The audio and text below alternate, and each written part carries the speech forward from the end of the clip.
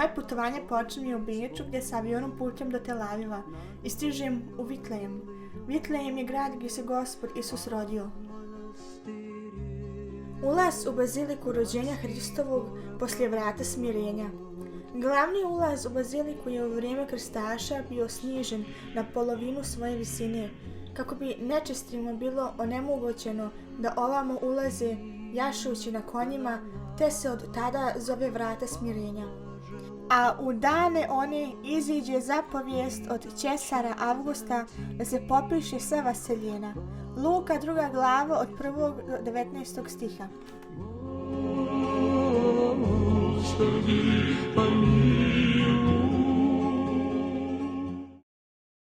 Ikona presvete Bogorodice Vitlejemske je jedina ikona koja je naslikana sa osmijehom na licu.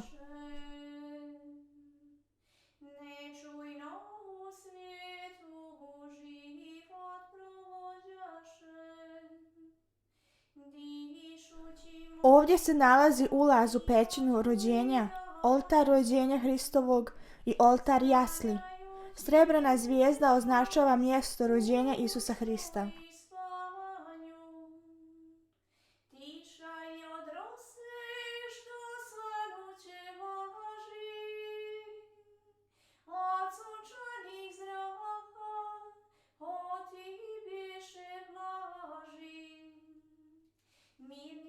Imala sam priliku da se pričestim i bilo mi je veoma drago.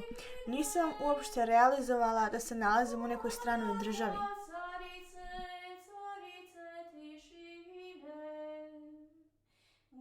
Liturgija se bila služila na grčkom i na arapskom jeziku. I prvi put mi je bilo da sam čula liturgiju na arapskom. I arapski je jednostavno jedan predivan jezik. Veoma vam se dopao.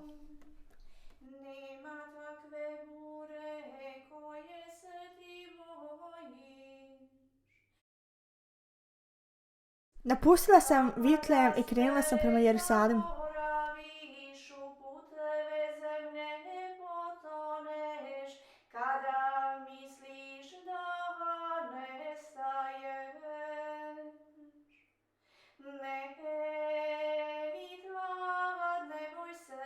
Jerusalim je veoma brdovit i izgleda kao jedan veliki labirint.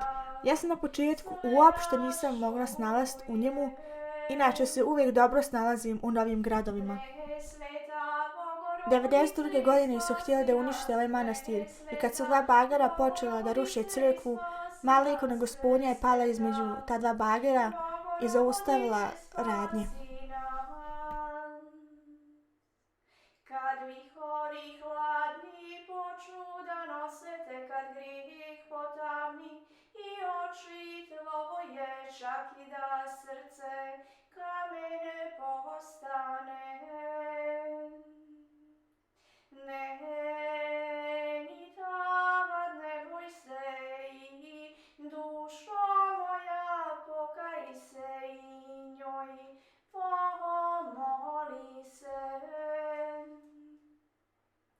Presveta Bogorodice, spasi nas, presveta Bogorodice, spasi nas, presveta Bogorodice, spasi nas. Na ovom kamenu je presveta Bogorodica stajala kad se Gospod vaznuo na nebesa. Pustinja svudje da svi odavno otišli su, čak i da kroz oganj putevi nosete. Na mjestu obretenja glavi Svetog Jovana Krstitelja, na podu ovog malog paraklisa, otkriven je manji prostor u mozaiku sa ulegnućem gdje se prema predanju nalazila glava Svetog Jovana Krstitelja, koji je na tom mjestu, bivšem imanju cara Iroda Antipe, sahranila u zemljenom sudu Joana, žena Huze, Irodovog dvoranina. Treće mjesto zastoja, Hristos prvi put posrće i pada. Četvrto mjesto zastoja, susret Bogomajke sa Hristom. Peto mjesto zastoja, Simon iz Kirine preuzima da nosi časni krst. I namjeraše jednoga prolaznika Simona iz Kirine, oca Aleksandrova i Rufova, koji iđaše iz polja da ponese krst njegov. Markova 15. glava 21. stih. 6. mjesto zastoja. Veronika briše ubrusom znojavo i krvavo lice Hristovo. 7. mjesto zastoja. Hristos po drugi put posreće i pada. 8. mjesto zastoja. Plač žena Jeruzalemski za Gospodom. A Isus obazrevši se na njih reče: Kćeri Jeruzalemske, ne plačite za mnom, nego plačite za sobom i za djecom svojom. Luka 23. glava 28. stih. 9. mjesto zastoja. Po treći put Hristos pada na putu za Golgotu. Sad je duša moja uzbuđena i šta da rečem? Oče, spasi me od časa ovoga, ali zato dođoh za čas ovaj. Jovanova 12. glava 27. stih. 10. mjesto zastoja. Skidanje haljina Hristovih i bacanje kocka za njih. Onda rekoše među sobom: da je ne deremo, nego da bacimo kocku za nju. Kome će se dopasti?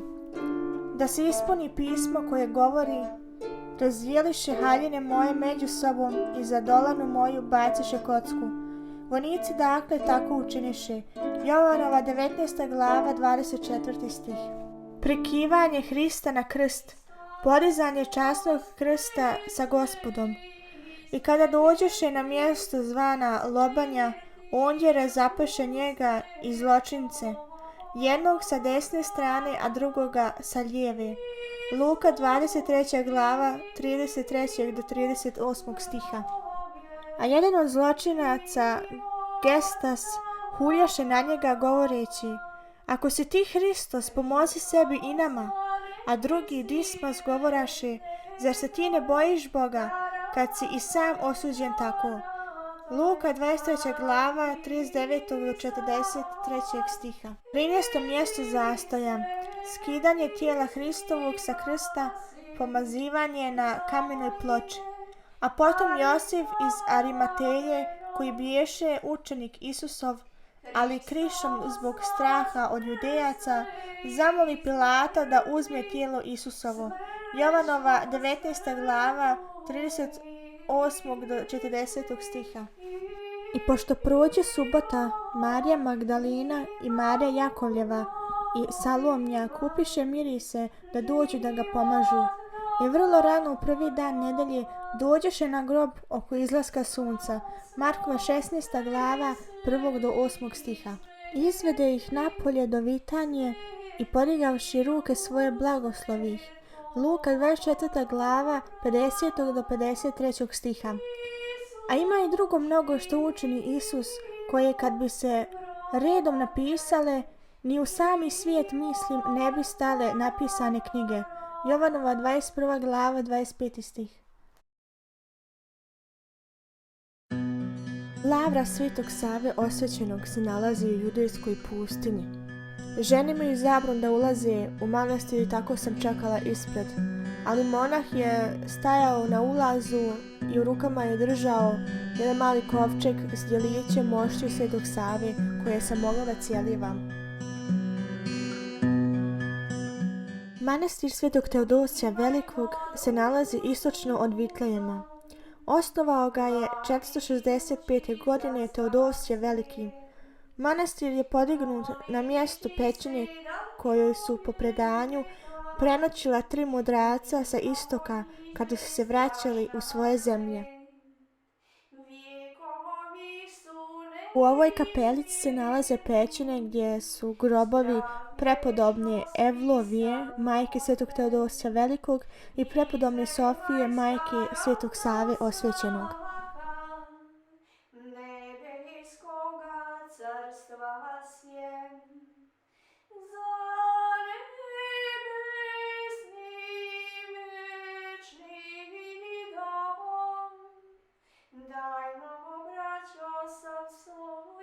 Ruski manastir rođenja Svetog Jovana Krstitelja u En-Karemu.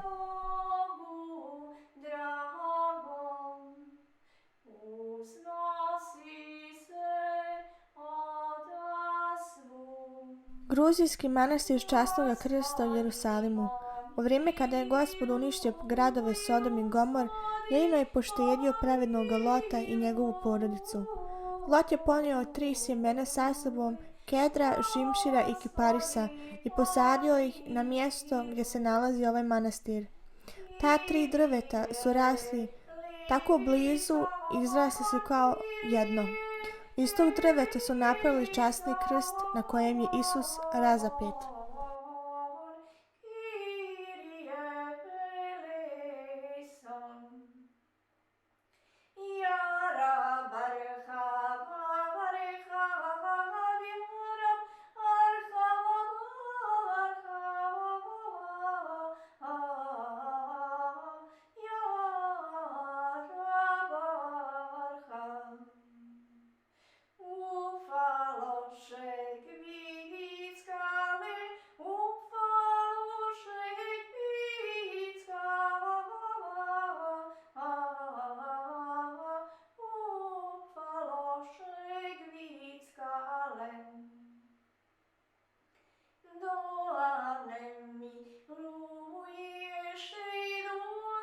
Neki radnici su brali limune i imala sam čast da dobijem jedan ogroman limun. Nisam vidjela većeg limuna. A Vitanja biješe blizu Jerusalima oko 15 stadija. Jovanova 11. glava 18. do 46. stiha.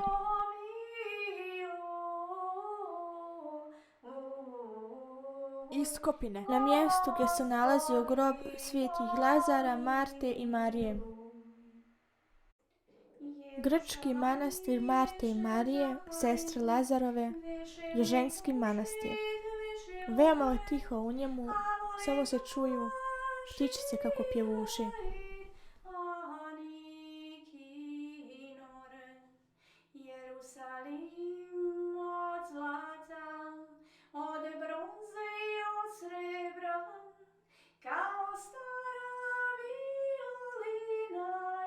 Ruska crkva Marije Magdaline sazidana je 1883. godine od ruskog cara Aleksandra III.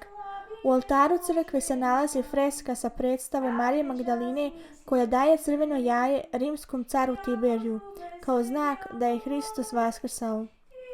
Ona je otišla u Rim da optuži Pontija Pilata, carskog namjesnika Judeje, zbog nepravednog ubistva Isusa Hrista. Ovdje se nalazi mošće svete Jelisavete Fjodorovne koja je osnovala ovaj manastir i svete Varvare koja je bila monahinja.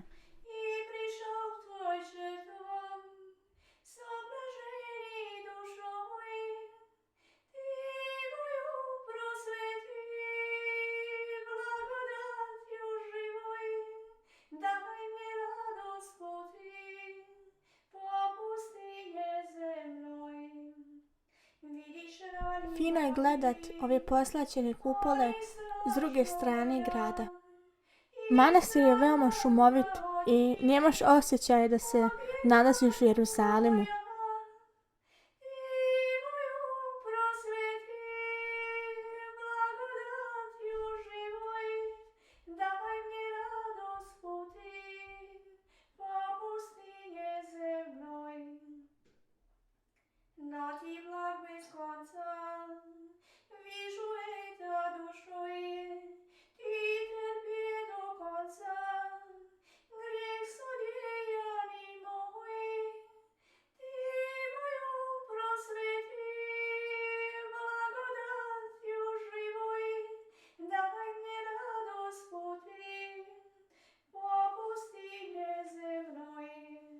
Izišavši otide po običaju na goru Maslinsku, a za njim otidoše i učenici njegovi. Luka 22. glava 39. do 53. stiha. Kamen na kome se molio Gospodu u Gecimanskom vrtu se nalazi pred oltarom Rimokatoličke crkve svih nacija, crkva agonije.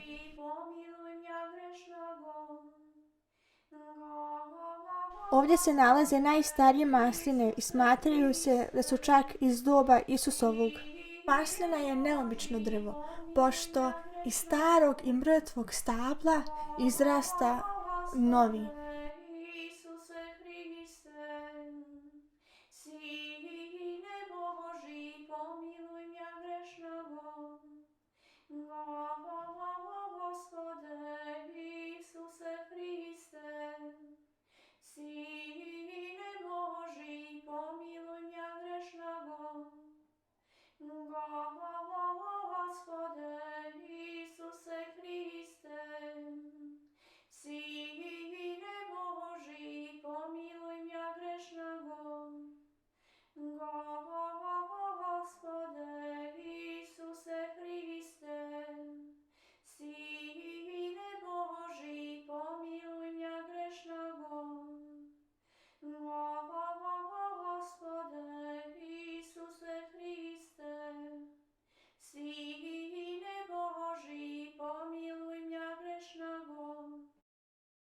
grčki manastir gdje na tom mjestu sahranjena presveta Bogorodica, gdje se nalaze grobnice svetog Josifa i roditelja presvete Bogorodice Joakima i Jane.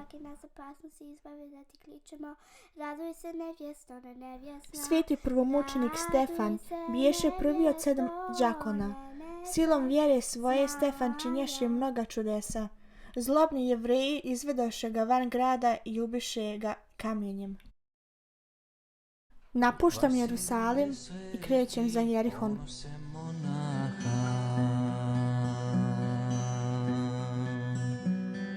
Nastavniče dobri svetih pustinjaka,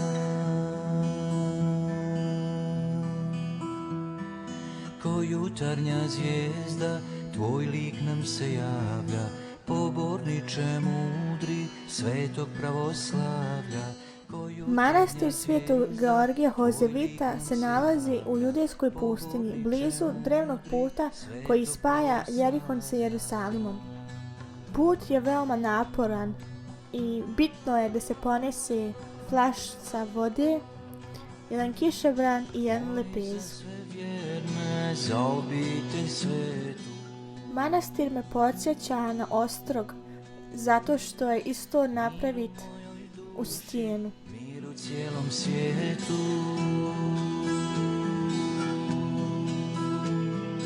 mir od istočnika, sunčanje zraka. U manastiru se i nalazi pećina gdje je sveti Ilija boravio. Također i na ovom mjestu je sveti Joakim dobio blagu vijest od Arhangela Gavrila o rođenju presvete Bogorodice.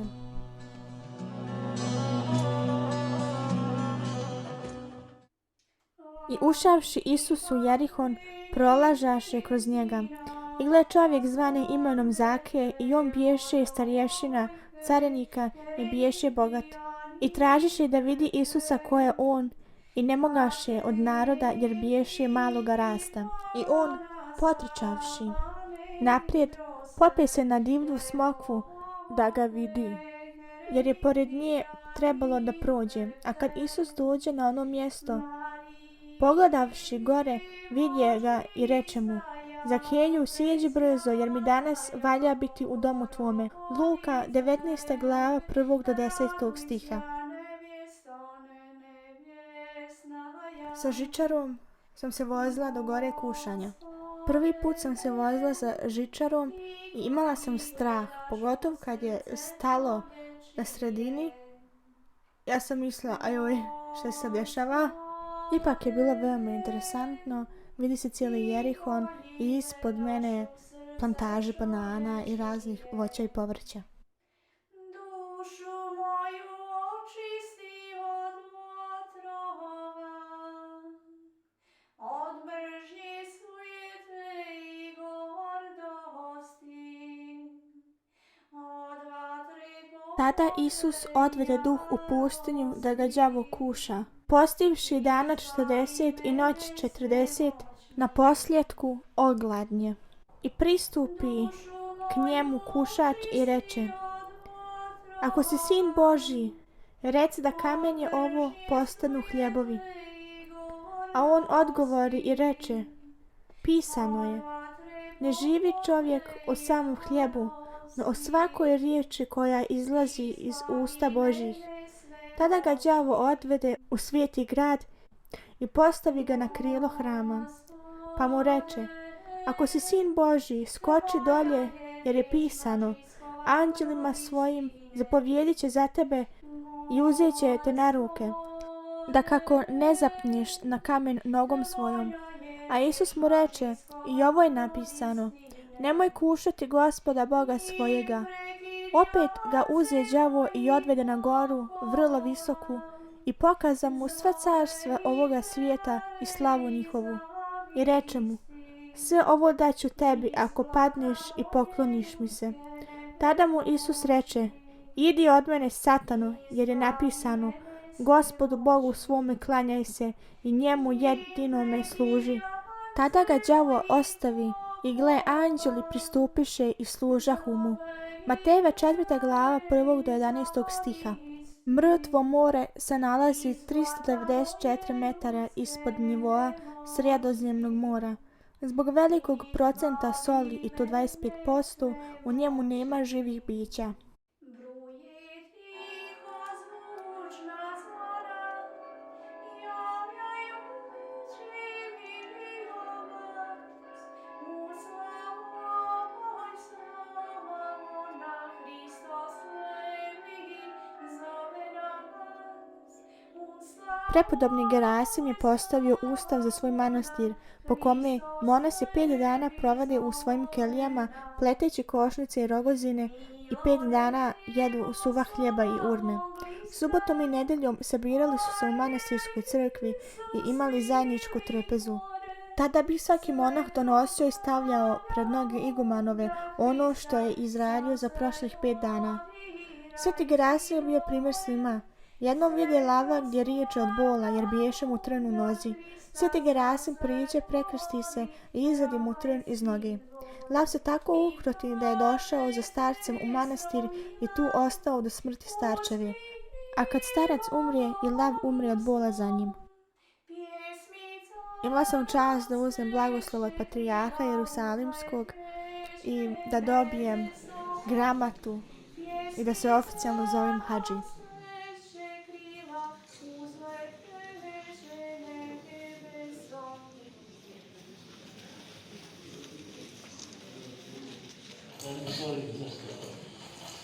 Να μεταφράσεις τα ρωσικά και στα ελληνικά. Господи, помилуй, Господи, помилуй. Poslije 6 dana uze Isus Petra, Jakova i Jovana, brata njegova, i izvede ih na goru visoku same. I preobrazi se pred njima i zasja se lice njegovo kao sunce, a haljine njegove postadoše bijele kao svjetlost. I gle, javiše im se Mojsije i Ilija, koji s njim govorahu. A Petar, odgovarajući, reče Isusu: Gospode, dobro nam je ovdje biti. Ako hoćeš da načinimo ovdje 3 sjenice, tebi jednu i Mojsiju jednu i jednu Iliji. Dok on još govoraše, gle, oblak sjajan zakloni ih, i gle, glas iz oblaka koji govori: Ovo je sin moj ljubljeni, koji je po mojoj volji. Njega slušajte. Pristupivši, Isus dohvati ih i reče: Ustanite i ne bojte se. A oni, podignuvši oči svoje, nikoga ne vidješe do Isusa sama. I kada silažahu za gore, zapovjedi im Isus govoreći: Nikom ne kazujte što ste vidjeli dok sin čovječi iz mrtvih ne vaskrsne. Matejeva 17. glava 1. do 9. stiha. 3. dan bi svadba u Kani Galilejskoj, i ondje biješe mat Isusova. A pozvan biješe i Isus i učenici njegovi na svadbu. I kad nesta vina, reče mat Isusova njemu: Nemaju vina. Isus joj reče: Šta hoćeš od mene, ženo? Još nije došao čas moj. Reče mati njegova slugama: Što god vam reče, učinite. Jovanova 2. glava 1. do 11. stiha. A u 6. mjesec poslan bio od Boga anđeo Gavrilo u grad Galilejski po imenu Nazaret, djevojci zaručenoj za muža po imenu Josif iz doma Davidova. I djevojci biješe ime Marija. I ušavši k njoj, anđeo reče: Raduj se, blagodatna, Gospod je s tobom, blagoslovena si ti među ženama. A ona, vidjevši ga, uplaši se od riječi njegove i mišljaše: Kakav bi ovo bio pozdrav? I reče je anđeo: Ne boj se, Marija, jer si našla blagodat u Boga. I evo, začećeš i rodit ćeš sina, i nadjenućeš mu ime Isus.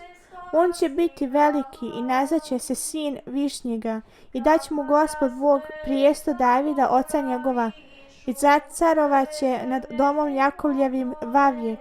U carstvu njegovom neće biti kraja. Luka 1. glava 26. do 38. stiha.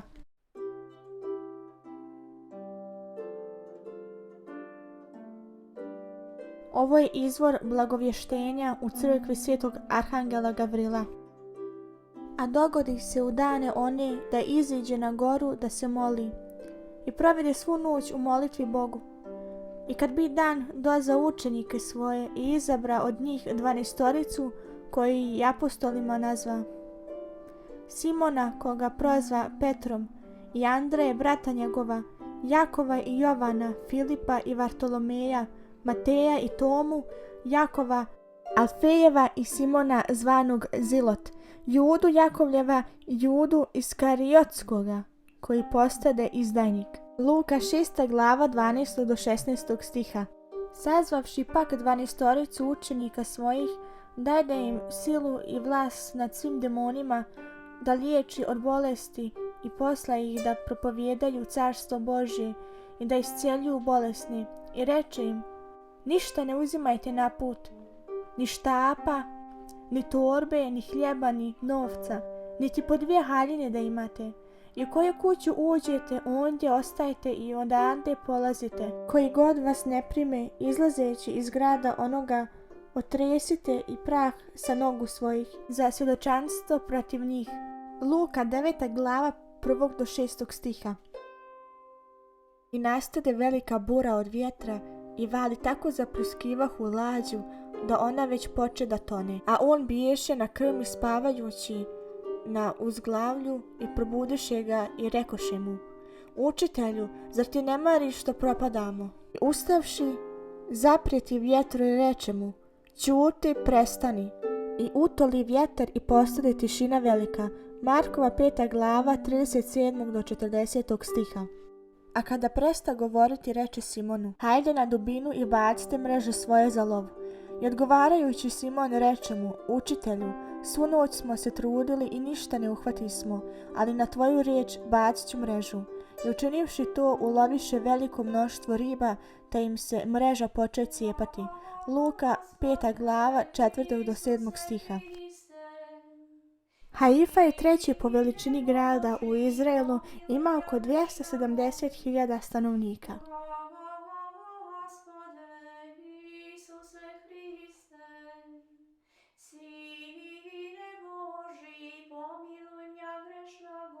Prije nego što krenem za aerodrom, obilazila sam još manastir Svete Tavite u Jafi i manastir Svetog Georgija Pobjedonosca u Lidi. A u Jopi biješe jedna učenica po imenu Tavita, što prevedeno znači srna, i ona biješe puno dobrih dijela i milostinja koja činjaše. I dogodi se u te dane da se ona razbolje i umrije, onda je okupaše i položiše u gornju sobu. Petar ustavše otide s njima, a kad dođe uvedoše ga u gornju sobu i skupiše se oko njega sve udovice plačući i pokazujući košulje i haljine što je radila srna dok je bila s njima. Petar izgnavši sve napolje kleče na koljena i pomoli se Bogu i okrenuvši se tijelu reče, Tavito, ustani. A ona otvori oči svoje i vidjevši Petra pridignu se i sjede.